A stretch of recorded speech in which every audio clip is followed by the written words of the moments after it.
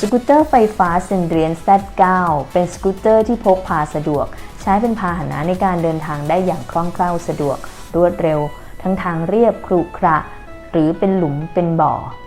ด้วยตัวล้อที่ใหญ่จึงช่วยในการทรงตัวได้เป็นอย่างดีแม้ในถนนที่เปียกและลื่น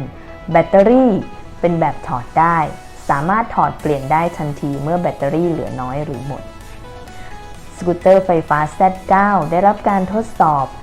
และทดลองใช้ในประเทศไทยอย่างกว้างขวางและรับรองจากบริษัทเซนเดียแล้วว่าเป็นสกูตเตอร์ไฟฟ้าที่มีประสิทธิภาพที่ดีที่สุดและเหมาะสมที่สุดในการใช้งานในพื้นที่ที่มีการจราจรติดขัดเช่นในกรุงเทพมหานคร